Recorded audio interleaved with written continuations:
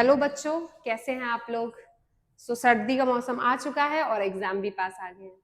हमने अपनी series start कर दी थी जिसमें हमने साइंस का बायोलॉजी पार्ट स्टार्ट किया था, चैप्टर लाइफ प्रोसेसेस, और एक टॉपिक कवर हो गया था।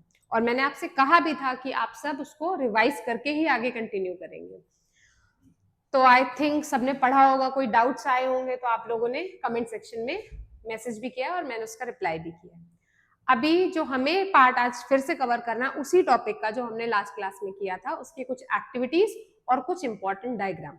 क्योंकि एनसीईआरटी या सीबीएसई वो बुक का कोई भी कॉर्नर या कोई भी पार्ट दे सकता है। अब सपोज ये एक्टिविटी ही दी हुई है, इस एक्टिविटी में कुछ क्वेश्चंस है, वही क्वेश्चन उठा के दे दे क्वेश्चन फॉर्म में, है ना। कुछ डायग्राम्स दिए हैं जिसमें लेबलिंग दी है पर वो कंटेंट में नहीं दिया है। अगर लेबलिंग में है तो उससे भी क्वेश्चन आ सकता है। तो हम आज एक्टिविटी और डायग्राम कवर करके वो टॉपिक पूरी तरीके से खत्म कर देंगे। तो चलो पढ़ाई फिर से स्टार्ट करते हैं। आप अपनी कॉपी नोट्स जो भी आप बना रहे हैं वो उठा लीजिए और जो भी इंपॉर्टेंट मैं बताती जाऊंगी वो लिखते रहेंगे। तो हमारे पास पहली एक्टिविटी दी हुई है, एक्टिविटी 5.1, जिसमें 2 लीव्स लिए हैं। आपको दिख रही होंगी 2 लीव्स। एक लीफ पूरी ग्रीन है और थोड़ी सी येलो मिक्स है, और इस वाले में वही ग्रीन पार्ट ब्लू ब्लैक में कलर्स में चेंज हो गया। पर पहले उसको हम देखते हैं ऐसा क्यों है। तो हमने एक लीफ ली है या फिर 2 लीफ ले सकते हैं। कैसी लीफ?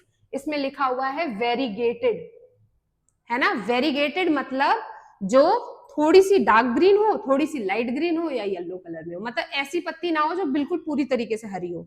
हमें ऐसी पत्ती लेनी है जिसमें थोड़ा मिक्स मैच कलर्स हो, डार्क ग्रीन लाइट ग्रीन। जैसे कि आपने मनी प्लांट देखा होगा, उसमें थोड़ी येलो लाइंस भी होती हैं। तो वेरीगेटेड प्लांट या लीव्स लेनी है। उसको कंप्लीटली कुछ दिन के लिए हमें रखना है अंधेरे में। अंधेरे में क्यों रखेंगे? ताकि उसके अंदर जितना खाना बना हो वो अपना खाना पूरी तरीके से यूज कर ले। प्लांट यूज कर लेगा। उसके बाद हम उस सेम प्लांट को फिर से सनलाइट में रख देंगे। सनलाइट में इसलिए रखेंगे कि वो फिर से अपना प्रोसेस करेगा। कौन सा प्रोसेस? फोटोसिंथेसिस, है ना, जो लास्ट क्लास में किया था। अब वो अपना खाना बनाएगा, जो भी प्रोसेस करे वो हो गया। अब हम वो पत्ती लेंगे। पत्ती लेकर सबसे पहले पत्ती को इन्होंने किस में बॉईल किया है? वाटर में, सिर्फ पानी में बॉईल कर दिया। पानी में बॉईल करने के बाद उसी पत्ती को उठा के डाल दिया अल्कोहल में। अब अल्कोहल में भी डाल दिया। अब क्या होगा? अब उसी से रिलेटेड पूछ लिए गए क्वेश्चंस। तो यहाँ पे याद रखना, पानी में इसलिए डाला गया ताकि पत्ती जो है हमारी वो पूरी तरीके से सॉफ्ट हो जाए। ठीक है, सॉफ्ट हो जाए, उसके अंदर लिक्विड जाने की वजह से मतलब नॉर्मल हो जाए पत्ती। अब उसको हमने अल्कोहल में क्यों डाला? अल्कोहल में डालने का रीजन था उसका क्लोरोफिल को तोड़ना। ठीक है, किसको तोड़ना? याद रखना, क्लोरोफिल। ठीक है, क्लोरोफिल उसकी ब्रेक डाउन करनी है। अब इन्होंने कंपेयर करने की कोशिश की है।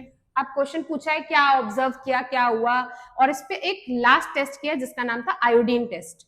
आयोडीन टेस्ट जो हम करते हैं, जिसे हम स्टार्च टेस्ट भी कहते हैं, हम टेस्ट करने के लिए करते हैं कि क्या उस स्पेसिमेंस या केमिकल या सब्सटेंस में स्टार्च है या नहीं। अगर आयोडीन कलर देता है ब्लू ब्लैक कलर, जो कि इस डायग्राम में दिख रहा है, तो यस है, और नहीं होता है तो नहीं देगा। अब सपोज इस प्लांट ने खाना बनाया और इन ग्रीन ग्रीन पार्ट जहां पे क्लोरोफिल है वहां खाना बना होगा, क्योंकि वहीं पे रिक्वायरमेंट होती है हमारी फोटोसिंथेसिस की। जैसे ही मैंने उस पर आयोडीन सॉल्यूशन डाला, उसका कलर तुरंत बदल जाएगा, ऐसा ब्लू ब्लैक। और देखो, पूरे हिस्से का नहीं बदला, सिर्फ उस हिस्से का बदलेगा जहां पे स्टार्च होगी। तो इस प्रोसेस से ये पता चल रहा है, मतलब इस एक्टिविटी से, कि जो ये प्रोसेस होता है फोटोसिंथेसिस, उसके लिए क्लोरोफिल की नीड होती है। क्लियर?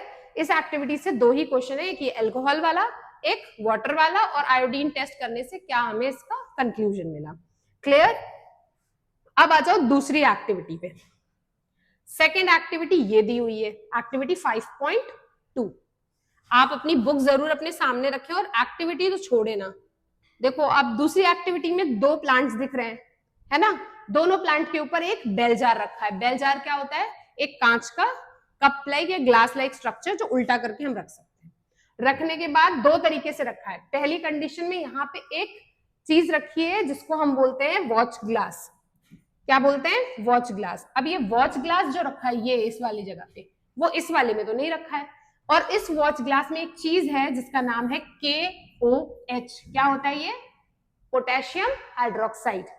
इसका जहां पे भी नाम बायो में आएगा क्या याद रखेंगे, KOH एक ऐसा सब्सटेंस है जो CO2 को पूरा पी जाता है, पी जाता मतलब एब्जॉर्ब कर लेता है। जैसे CO2 वहां पे मिलेगी तुरंत तुरंत खत्म कर देगा। अब सपोज इस प्लांट में KOH है तो इस प्लांट में CO2 तो होगा ही नहीं, तो CO2 तो वो पूरा खा जा रहा है, इसका मतलब ये पेड़ खाना नहीं बना पाएगा क्योंकि CO2 is the raw material of photosynthesis.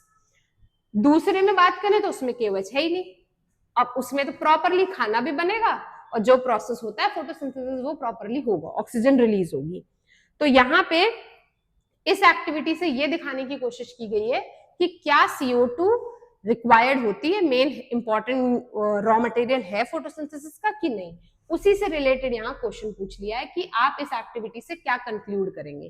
तो हम क्या कंक्लूड करेंगे कि पहले वाले में KOH होने की वजह से CO2 का अमाउंट बिल्कुल 0 हो गया क्योंकि KOH ने उसे एब्जॉर्ब कर लिया।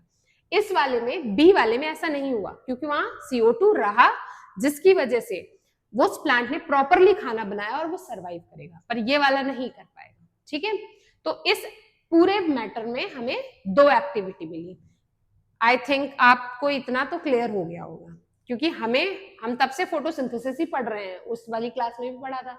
तो ये दोनों एक्टिविटी इसलिए दी गई है ये बताने के लिए कि CO2 भी जरूरी होती है, दूसरा क्लोरोफिल भी जरूरी होती है और तीसरा सनलाइट भी जरूरी होती है, क्योंकि इससे पहले वाली एक्टिविटी में हमने क्लोरोफिल और सनलाइट दोनों की बात की।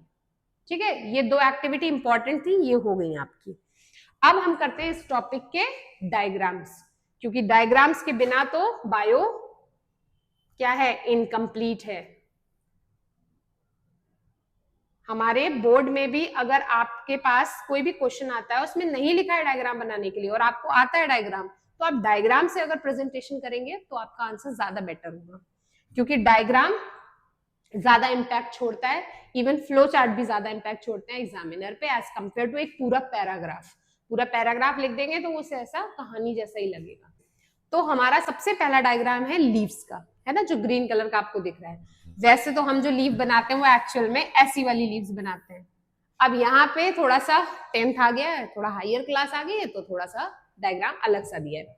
अब हर लीफ में जो सरफेस होता है ग्रीन कलर का, जो ये दिख रहा है ये वाला पोर्शन, ये इसको हम बोलते हैं क्या, लेमिना या फिर लीफ ब्लेड।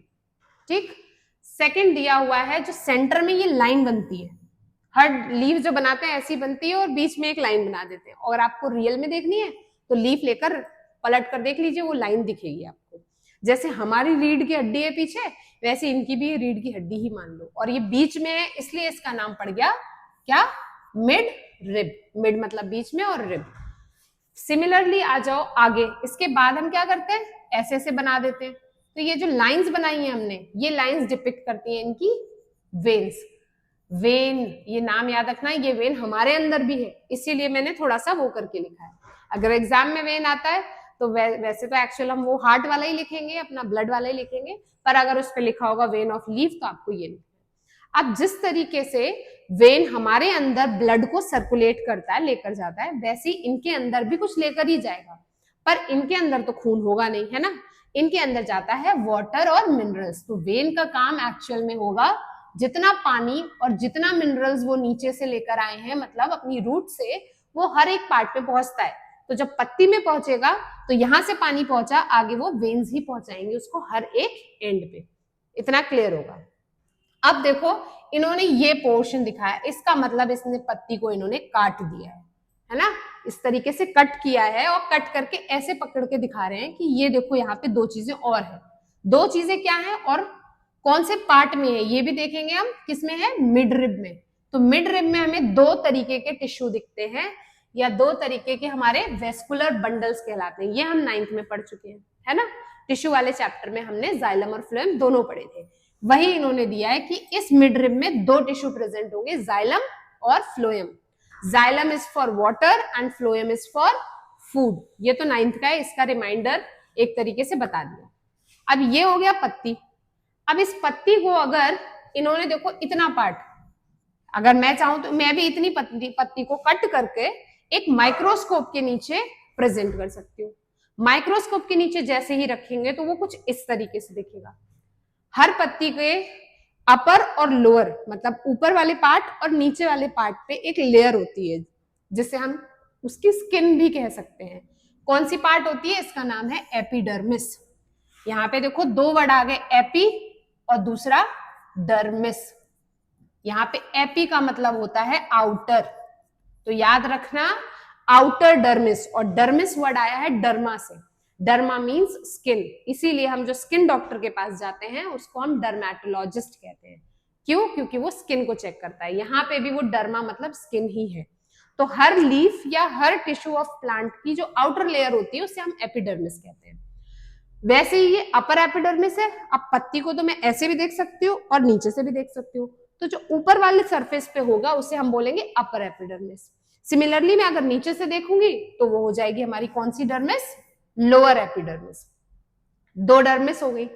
अब उसके अंदर जाओ, जब अंदर जाएंगे तो हमें कुछ सेल्स दिख रहे हैं। देखो ये रेक्टेंगुलर में भी दिख रहे हैं और सर्कुलर में भी दिख रहे हैं। ये दोनों सेल्स जो होते हैं इन्हें बोलते हैं मीजोफिल सेल।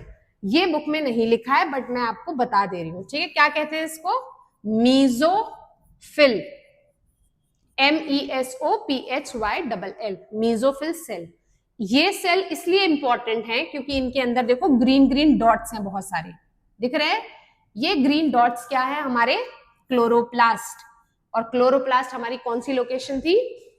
ये लोकेशन थी किसकी? फोटोसिंथेसिस की, है ना? रिवाइज करते चलेंगे पीछे का। फोटोसिंथेसिस यहां होती है, तो इसलिए ये सेल बताना इंपॉर्टेंट था। अब ये तो हमारे लिए इंपॉर्टेंट था, ये हो गया। अब लोअर एपिडर्मिस में यहाँ पे एक एरिया दिख रहा है जो बिल्कुल खुला हुआ है ना?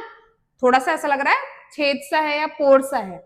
इस पोर का नाम हमें पता है स्टोमेटा होता है, जो हमने लास्ट क्लास में कवर किया था। तो स्टोमेटा कहाँ दिख रहा है? लोअर एपिडर्मिस पे। अगर ऊपर होता तो दिक्कत ये आती कि जब धूप पड़ती तो वो हमेशा खुले रहते, क्योंकि जितनी उनको गर्मी मिलेगी उतनी जल्दी वो खुलेंगे। और नीचे रहते हैं तो धूप डायरेक्ट नहीं पड़ती, तो थोड़ा सा पानी बचा रहता है प्लांट पे, क्योंकि प्लांट को अपना भी ख्याल रखना है। ये नहीं कि फोटोसिंथेसिस करने के लिए पूरे टाइम ऊपर रखें स्टोमेटा, पूरे टाइम तो रखेंगे नहीं। तो वो कोशिश करते हैं कि जितना नीचे रहे उतना ज्यादा अच्छा रहे। इसीलिए अगर पूछा जाए कि स्टोमेटा लोअर सरफेस पे ही क्यों ज्यादा होते हैं, तो याद रखना ताकि वो ज्यादा टाइम के लिए ओपन ना रहे और इससे उनका वाटर लॉस ना हो, ठीक है? वो उतने ही टाइम के लिए ओपन हो जितना रिक्वायर्ड है। तो एक हमारा ये डायग्राम कंप्लीट हो गया, ठीक है?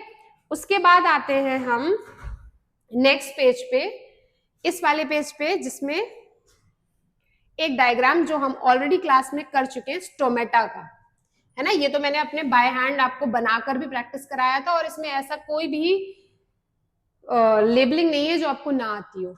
सबसे पहले क्लोरोप्लास्ट, ये भी बताए थे। ये येलो कलर का इसमें दिया हुआ है, ये न्यूक्लियस था, याद होगा, है ना?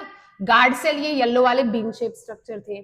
बस सेंटर में जो ये जगह है इसमें बड़ी है थोड़ी और इसमें थोड़ी सी छोटी है, इसको बोलते हैं स्टोमेटल पोर। इसी से हवा बाहर आती है, इसी से हवा अंदर जाती है। सिमिलरली इसी से water in the form of vapour बाहर आता है और अंदर आता है, क्योंकि इसके हमने दो फंक्शन पढ़े थे, एक था ट्रांसपिरेशन और दूसरा था एक्सचेंज ऑफ गैसेस। तो दोनों इसी पोर से होंगे। उसके अलावा ये ग्रीन पार्ट आपके में लेबल्ड नहीं है, जिसे मैंने बताया था सब्सिडरी सेल्स, जो सिर्फ कान की तरह काम करते हैं, जो जैसे हाथी के कान होते हैं बड़े बड़े, जो ठंडक के लिए होते हैं, वैसे ये भी पत्ती ऐसे से मूव करती हैं और इस स्टोमेटा को थोड़ा सा टेम्परेचर ठंडा रखती है ताकि ज्यादा पानी लॉस ना हो। हर जगह वही है, ज्यादा पानी लॉस ना हो, क्योंकि प्लांट बियर नहीं कर सकता इतना। तो हमने इतना पोर्शन लास्ट क्लास में कर लिया था और आज मैंने वो डायग्राम भी खत्म कर दिया। अब चलिए हम आते हैं अपने आगे टॉपिक पे। हमारा जो ऑटोट्रॉफिक पार्ट था वो हो गया ओवर। अब छोटा सा टॉपिक बचा है हेट्रोट्रॉफिक। फिर उसके बाद जब ह्यूमन बीइंग वाला टॉपिक आएगा वो आपका पूरा एक क्लास में जाएगा, ठीक है? तो आज हम हेट्रोट्रॉफिक टॉपिक पोर्शन अपना खत्म करते हैं। आई थिंक ये विजिबल नहीं होगा, है ना? तो इसको थोड़ा सा विजिबल बना लेते हैं, ब्राइटनेस। अब विजिबल है? आई होप होगा, नहीं तो इसको व्हाइट कलर से कर देंगे तो ज्यादा बेटर रहेगा, है ना? हेट्रोट्रॉफिक न्यूट्रिशन याद होगा, इसमें मैंने दो टर्म्स किए थे, एक हेट्रो दूसरा ट्रॉफिक। हेट्रो का मतलब मैंने बताया था अदर, है ना? और ट्रॉफिक का मतलब तो हमारा चल ही रहा था नरिशमेंट। इसका मतलब ये वो ऑर्गेनिज्म है या ये वो टाइप का न्यूट्रिशन है जिसमें एक ऑर्गेनिज्म दूसरे ऑर्गेनिज्म पे डिपेंड रहता है फॉर इट्स नरिशमेंट। अदर यहाँ पे दूसरा एनिमल या दूसरा प्लांट कह सकते हैं, मेनली प्लांट पे ही डिपेंड रहते हैं।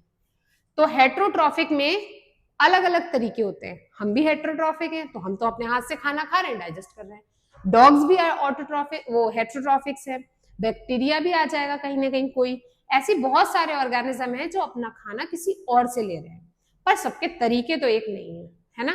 क्योंकि हम जिस तरीके से खाते हैं उस तरीके से हो सकता है कोई छोटा एनिमल या इंसेक्ट ना खा रहा हो।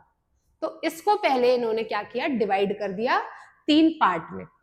एनसीईआरटी ने एक्चुअल में हेट्रोट्रॉफिक मोड के 3 वेज बताए हैं किस तरीके से खाना लिया जा सकता है। पहला वे उन्होंने बताया है सेप्रोट्रॉफिक या सेफ्रोट्रॉप्स जिसे कहते हैं। सेकंड बताया है पैरासाइट, ठीक है, या फिर parasitic mode of nutrition. Similarly last वाला जो है वो बताया है होलोजोइक न्यूट्रिशन। होलोजोइक न्यूट्रिशन, 3 तरीके के न्यूट्रिशन बताए हैं in the heading heterotrophic nutrition. अब सेप्रोट्रॉप्स और पैरासाइट आप अर्लियर क्लासेस में या आपकी जो प्राइमरी क्लासेस थे उसमें पढ़ते आए हैं, पर इसको फिर से एक बार बता दिया जाएगा ताकि वो क्लियर रहे। याद रखेंगे सेप्रोट्रॉप्स जो होते हैं वो रॉटन या फिर सड़ी गली चीजों को खाते हैं।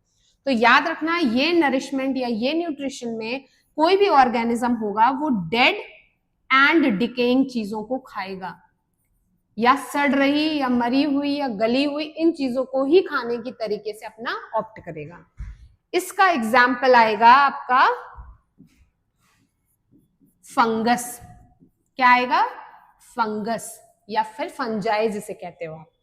तो सेप्रोट्रॉपिक न्यूट्रिशन में organism depends on other organism, और वो भी कैसा ऑर्गेनिज्म होना चाहिए? डेड एंड डिकेइंग, ये इसका कीवर्ड है, ठीक है। तो it is a type of nutrition in which organism depends on dead and decaying matter of organism for its nourishment. तो अपने खाने के लिए वो इन चीजों को खाएगा, ठीक है। सेकेंड पे आ जाते हैं पैरासाइट। अब पैरासाइट में क्या होगा, इसको छोटा कर लेते हैं थोड़ा। पैरासाइट में होते हैं 2 ऑर्गेनिजम्स।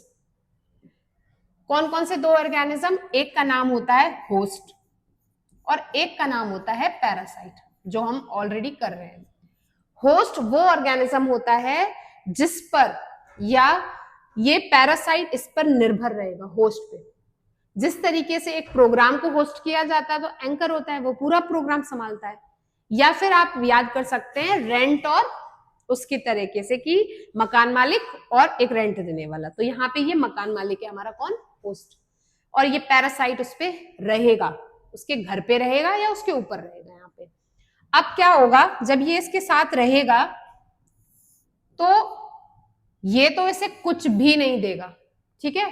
कुछ भी नहीं मतलब अगर देना भी होगा तो बुरी चीज देगा। क्या देगा वो आगे देखेंगे। पर होस्ट से ये सब कुछ लेता रहेगा। सब कुछ मतलब मेन हमारा मोटिव क्या है? फूड। तो ये खाना लेगा इससे, इसके ऊपर रहेगा और खाना लेता रहेगा। और ये भी चीज याद रखेंगे, होस्ट हमेशा यहाँ पे कैसा होगा? लिविंग। डेड नहीं कर सकते, क्योंकि डेड तो ये वाला पढ़ चुके हैं हम, है ना। तो पैरासाइट वो ऑर्गेनिज्म है जो अपना नरिशमेंट या न्यूट्रिशन एक होस्ट से लेता है जो कि लिविंग होता है, और उसके साथ रहकर उससे सब कुछ लेता रहेगा, खाना पानी जो चाहिए होगा उसे, पर बदले में उसको कुछ भी नहीं देगा।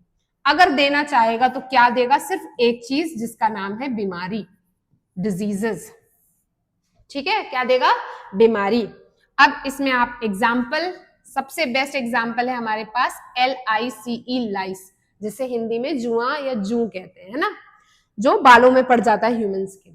तो अगर किसी के बालों में पड़ गए ये, तो इंसान का खून पीते रहेंगे, अपना खाना खाते रहेंगे, पर हमें क्या दे देंगे? बस वही खुजली खुजली करते रहेंगे, स्किन खराब होती रहेगी, स्काल्प खराब होती रहेगी। इसी तरीके से एक और ऑर्गेनिज्म आप जानते होंगे, लीच, जिसे जोंक कहते हैं। वो हमारे स्किन पे चिपक जाएगा, खून चूस लेगा, हमें क्या देगा? खुजली दे देगा, और ज्यादा टाइम तक रहेगा तो हमारा ब्लड लॉस तो हो ही रहा है, ले ही रहा है, ठीक है। इसमें ये हो गया। अब आखिरी न्यूट्रिशन जो हमारा टॉपिक है, मतलब हम जिस पे हैं, तो इसमें क्या होता है, इसमें जो भी ऑर्गेनिज्म होगा वो किसी भी कॉम्प्लेक्स फूड को खाएगा और उसको अपनी बॉडी के अंदर डाइजेस्ट करेगा और सिंपलर फॉर्म में बदल लेगा। जैसे कि हम खाते हैं, हम अपने माउथ की हेल्प से और हाथों की हेल्प से खाना लेते हैं, ठीक है, रोटी खाते हैं in the form of carbohydrate, और जब हम खा लेंगे, चबा लेंगे, जब हमारे पेट में जाएगा, इंटेस्टाइन में आगे जो भी प्रोसेस होगा वो आखिरी में ग्लूकोज में बदल जाता है। तो एक कॉम्प्लेक्स फॉर्म को खाया और सिंपलर फॉर्म में बदल दिया, तोड़ दिया। तोड़ा कहाँ? अपने डाइजेस्टिव सिस्टम में। तो होलोजोइक न्यूट्रिशन आपको याद रखना है अगर, तो आप रख सकते हो कि होल मतलब पूरा पूरा खाना हम खा रहे हैं और हमारे अंदर डाइजेस्ट हो रहा है वो। यहाँ ऐसा नहीं है, यहाँ वो बॉडी के बाहर भी कर ले रहा है डाइजेस्ट, कोई दिक्कत नहीं हो रही उससे, ठीक है। तो बेसिकली हेट्रोट्रॉफिक न्यूट्रिशन अगर कोई ऑर्गेनिज्म कर रहा है तो 3 तरीके से कर सकता है, सारे तरीके एक साथ नहीं होंगे। मैं चाहूं तो मैं खून चूसने लगूं किसी का, तो नहीं होगा। सेम मैं चाहूं तो डेड डिकेइंग चीजों को खाने लगूं, तो नहीं होगा। मैं इन तीनों में से कोई एक अप्लाई करूंगी, ठीक है। सिमिलरली कुछ ऑर्गेनिज्म होंगे जो सिर्फ इसको करेंगे, कुछ होंगे जो इसको यूज करेंगे, कुछ होंगे तो इसको यूज करेंगे। पूरी एनिमल किंगडम हमारा इन 3 तरीके से न्यूट्रिशन अपना ले सकता है, ठीक है, क्लियर। अब न्यूट्रिशन हेटेरोट्रॉफिक का इन 3 में बता दिया है, एक पैराग्राफ दिया है आपकी बुक में। फिर इसके आगे जो दिया है वो दिया है अमीबा का। किसका दिया है? अमीबा का। अब अमीबा का न्यूट्रिशन के लिए आपको अमीबा का डायग्राम पता होना चाहिए, है ना। अमीबा एक ऐसा ऑर्गेनिज्म है जो आप कोई भी कितना भी गंदा ड्राइंग बनाता हो बना सकता है, क्योंकि इसका जो स्ट्रक्चर होता है वो कैसा होता है? इररेगुलर। जिसको जैसा शेप बनाना बना लो। इसके पास अपना खुद का सेंटर में एक न्यूक्लियस होता है, ठीक है, और इसे मिलेगा अब खाना। तो ये खाना जब अपना देखेगा, सपोज हमने यहाँ पे खाना बना दिया, अपना खाना देखेगा तो तुरंत भागेगा खाने के पास विद द हेल्प ऑफ एक स्ट्रक्चर जिसे कहते हैं स्यूडोपोडिया, और आकर इस तरीके से उसको कवर कर लेगा। जो ये स्ट्रक्चर हमने बनाए, इन स्ट्रक्चर का नाम है स्यूडोपोडिया, जिसमें जो स्यूडो वर्ड है इसका मतलब होता है फॉल्स, फॉल्स मतलब नकली, और पोडिया मतलब होता है फीट, फीट मतलब पैर, नकली पैर, क्योंकि हमारे पैर काम आते हैं मेनली चलने के, इनके जो ये नकली पैर है वो काम आ रहे हैं खाना लेने के, ठीक है। तो यहाँ पे जो नकली पैर बनाए इससे वो खाने को कवर कर लेंगे। कवर करने के बाद अब आगे प्रोसेस क्या होगा कि इस खाने को करेंगे वो इनगल्फ, ठीक है। अब इन्होंने पूरी तरीके से जो हमारा सब्सटेंस था या फूड मॉलिक्यूल था उसको कवर कर लिया और अंदर इनगल्फ कर लिया। इनगल्फ क्या होता है? इनगल्फ मतलब निगल लेंगे, चबा नहीं रहे कुछ भी, है ना, डाइजेस्ट वो ऐसा नहीं कर रहे हैं, अपना फूड इनटेक कर लिया अंदर और इसको एक कवरिंग के अंदर कर दिया, जिस कवरिंग का नाम है फूड वैक्यूल। क्या नाम है? Food vacuole. तो ये खाना इन्होंने अपना फूड के अंदर कवर कर लिया, ठीक। अब खाना खाया, इसको जितना चाहे उतना तोड़ेंगे, खा लेंगे, डाइजेस्ट कर लेंगे, सब कर लेंगे। एट द एंड बचेगा वेस्ट। अब आगे क्या करेंगे? अब जो ये वेस्ट है इनका, इस वेस्ट को करेंगे बाहर, बाहर तो करना ही पड़ेगा। तो बाहर करने के लिए फिर से अपने क्या बनाएंगे? फिंगर लाइक प्रोजेक्शंस, जिसे हम क्या कहते हैं? स्यूडोपोडिया। क्या कह रहे थे अभी? हमने लिखा था इसको स्यूडोपोडिया। इससे बाहर कर देंगे और जो फूड इनके अंदर हमने पैक किया था वो अनडाइजेस्टेड फूड बाहर आ जाएगा, ठीक है। तो सिंपल है, उन्हें उस खाने के पास जाना है, जाते ही अपने पैर निकालने। कौन से पैर? नकली पैर। नकली पैर से उस खाने को पूरा घेरेंगे, घेर कर निगल लेंगे। निगलने के लिए वर्ड यूज करेंगे क्या? इनगल्फ। याद रखना, इनगल्फ कर लिया। इनगल्फ करके अपने फूड वैक्यूल में रख लिया। रखने के बाद डाइजेस्ट किया, डाइजेस्ट करके जो गंदगी बची वो स्यूडोपोडिया के थ्रू बाहर फेंक दिया। अब अगर आपको 9th का याद हो थोड़ा बहुत, तो यहाँ पे जो इनगल्फिंग प्रोसेस था, जो प्लाज्मा मेम्ब्रेन का टॉपिक था, वहां पे इसका नाम भी दिया था। इस प्रोसेस को कहा गया था एंडोसाइटोसिस। नहीं याद है तो रिमाइंड कर लीजिए, ठीक है। जिसमें 2 वर्ड है, एंडो, एंडो मतलब अंदर, साइटोसिस मतलब सेल। तो सेल के अंदर लेना इज एंडोसाइटोसिस, अगर मैं सिमिलरली बात करूं सेल के बाहर जाना, तो इस प्रोसेस को कहते हैं एक्सोसाइटोसिस। क्लियर? एंडोसाइटोसिस अंदर और सेल के बाहर फेंका तो एक्सोसाइटोसिस। इस तरीके से अमीबा अपना खाना ले रहा है। अब अमीबा अपना खाना तो ले रहा है, पर इसमें कुछ स्टेप्स होंगे, जैसे कि वो स्टेप्स जब हम अपना टॉपिक पढ़ेंगे तब मैं वो क्लियर करूंगी। अभी मैं आपको बता दे रही हूं। स्टेप्स होता है सबसे पहला पहला स्टेप होता है हमारा इंजेशन। ठीक है, थोड़ा कलर का, इंजेशन, इंजेशन मतलब खाने को खाना। ठीक है, दूसरा स्टेप होता है डाइजेशन, जो यहां कर हो रहा था, डाइजेशन होगा। डाइजेशन के बाद उसके अंदर, बॉडी के ही अंदर तीसरी चीज होती है एब्जॉर्प्शन। ये सारे टॉपिक जब हम अपना वाला पार्ट पढ़ेंगे तो और क्लियर समझ आएगा। सिमिलरली जब एब्जॉर्ब हो जाता है तो आखिरी पार्ट होता है एसिमिलेशन, जब खाना यूज होगा। और बिल्कुल एंड में जब बाहर जा रहा है तो उसको हम कहते हैं एक्सक्रीशन। तो ये 5 स्टेप होते हैं डाइजेशन के। पहले खाना खाया जाएगा, ठीक है, अपने माउथ के थ्रू या इन्होंने स्यूडोपोडिया के थ्रू खाया, फिर उसको डाइजेस्ट किया जाता है, फिर एब्जॉर्ब किया जाता है, फिर यूज किया जाता है, एट द एंड उसको बाहर निकाल दिया जाता है जो वेस्ट बचता है। ठीक है, क्योंकि जो यूज वाला चीज था वो तो एब्जॉर्ब कर लिया गया। इस तरीके से अमीबा अपना खाना डेली खाएगा और एक्सक्रीट करेगा। इसी तरीके से एक और ऑर्गेनिज्म दिया है जिसकी सिर्फ 3 लाइनें दी हैं, पर वो हमें छोड़नी नहीं है। कौन सा दिया हुआ है? पैरामीशियम। ठीक है, ये एक और ऑर्गेनिज्म है जो दिखने में थोड़ा चप्पल जैसा होता है, स्लीपर लाइक। ठीक है, इसका जो स्ट्रक्चर बना है वो ऐसे और कुछ ऐसे बनता है। ठीक है, चप्पल जैसा। और इसके पूरी शरीर पर ऐसे छोटे छोटे छोटे हेयर लाइक स्ट्रक्चर्स होते हैं, जिन्हें हम क्या कहते हैं? इन्हें हम कहते हैं सीलिया। याद रहेगा, ये है एक चप्पल जैसा स्ट्रक्चर जिसे हम बोलते हैं पैरामीशियम। इसके पास पूरी बॉडी पे, मैंने तो अभी आधे पे बनाया, पूरे पे होते हैं छोटे छोटे हेयर लाइक स्ट्रक्चर जिन्हें कहते हैं सीलिया। अब सपोज इसको खाना मिला, ठीक है, इसका खाना ये रहा, ये थोड़ा मूव करके उसके पास जाएगा। खाने के पास जैसे ही पहुंच जाएगा, सपोज ये खाने के पास पहुंच गया और खाना इसका आ गया यहाँ पे, अब ये क्या करेगा? अपनी सीलिया की मदद से, जो ये इसकी सीलिया है, इसकी मदद से खाने को फेंकेगा। ऐसा लगेगा कि नदी में अपनी नाव चला रहा है। इस तरीके से करेगा कि ये फूड अपने आप मूव होकर यहां तक पहुंचाएगा। कहां तक? इस जगह पर। इस जगह का नाम है GULLET, गलेट। ये इसका माउथ है, याद रखना, गलेट।